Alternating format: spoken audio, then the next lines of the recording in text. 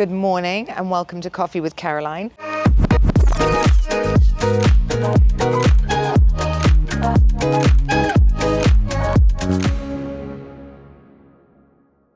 Part 2 of Justin Baldoni Blake Lively. But what can I tell you? I'm here today joined by my little friend. I think we've all sort of understood that the landscape has changed. And what I mean about the landscape is, the way that Hollywood actors and the way that social media combine themselves. So it used to be that, having been on Housewives, I'll always say that, if you lie on Housewives, there are little detectives out there that will find out it's bullshit. I say, be careful what you put out there because people love to hunt it down. And, with so much available now, with everything, it really is impossible to follow through on a big lie today because you have cameras, you have receipts, it's very like what we do on Housewives actually, because, obviously with the girls doing what they do, they used to sort of, make up shit about you and then you have to dispel it. So we've all been there. And text messages, phone calls, video evidence, people have it. Everything's recorded today, everything.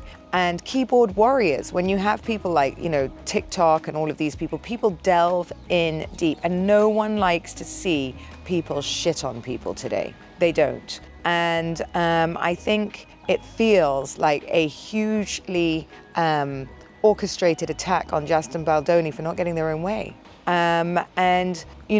Ultimately, that is a very scary place to be because I think what they were trying to do is assert power. And as we know, that's been going on in Hollywood for many years. It's nothing new. And mostly big stars win because, it's imperative that a small film gets a big star.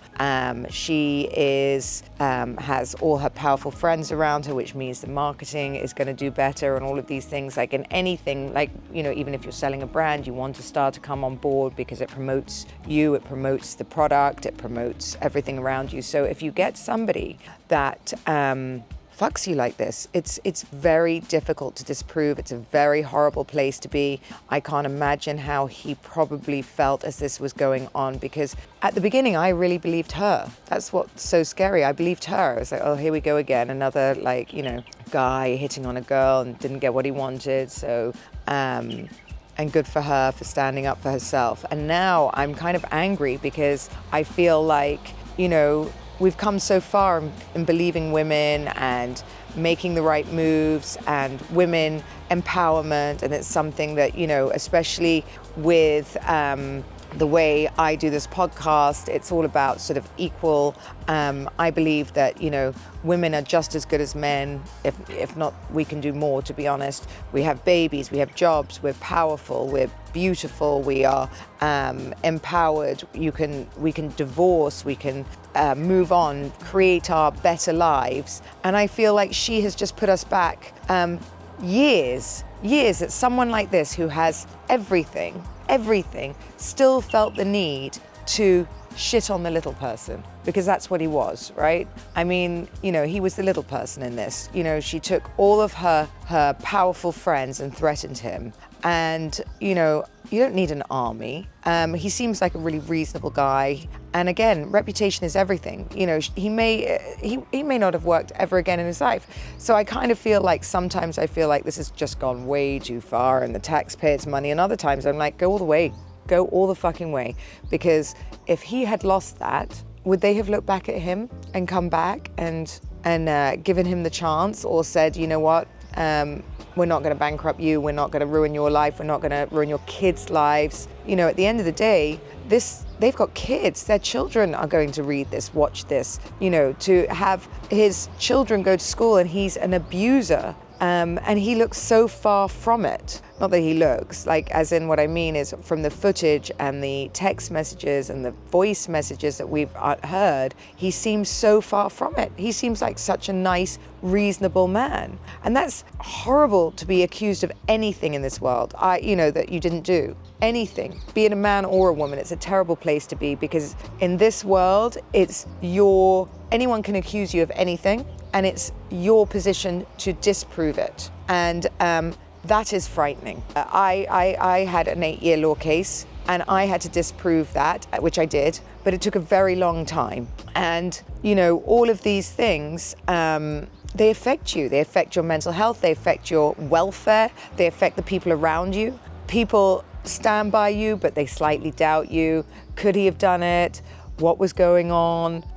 People look at you differently. And did he deserve it? No. I would say no from everything I've seen right now, as I said. And I just want to put it out there. Be very careful today, because this has spiraled out of something that I think they wanted just to teach him a lesson and scare him a little bit, has spiraled into something so big and so messy. And, again, I'll put it into the Amber Heard, Johnny Depp thing. I mean, first of all, Blake Lively and Ryan Reynolds are coming out as not very nice people, full stop. I don't know reputationally how they are, I've never met them, but they are not coming out well in this. They are not coming out kind. This could have been solved in so many other ways. And if it was due to feelings or something happening, this could have been solved privately.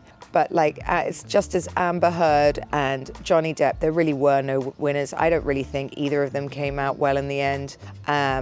It was a circus, and having grown up watching him and loving him as an actor and seeing everything she had and literally the chances she had in life, Amber Heard, to literally throw them all away. I feel like this is happening again, it's overprivileged people who think they can get away with anything, and the normal rules don't apply to them, but they apply to everyone because they're common decency. And I think the one thing I'd like to say in this technological world, in this world that social media has taken over, everybody's got a little bit of fame, everybody somehow is famous, everybody has a platform. I would say, think twice. Really think twice when, ego and anger. I've always said in business, there's no place for ego in business, and there's no place for ego in relationships or anger.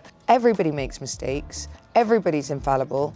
Everybody has, human mistakes where they can catch feelings for somebody else or, do the wrong thing. Nobody's perfect. So once you understand that, I think, anger and trying to get somebody back and trying to make them pay and making it your mission to break someone when they've acted in a way that you're not happy about. This is a typical example. The only person it's going to hurt is you. And there exactly in lies the truth. The only person that is going to come out unhappy and ruined in this are the people that started it. Sometimes it's best to walk away, because punishing people or making them pay for something you think was wrong, which, who are you? You're not the judge or jury. If she did catch feelings for him, she's not the first. She won't be the last. And if it did, this is a complete fucking shit show. So I'm going to be following this. Let me know your thoughts, and don't forget to subscribe. Thank you for joining me on part 2 of my rabbit hole that I'm in.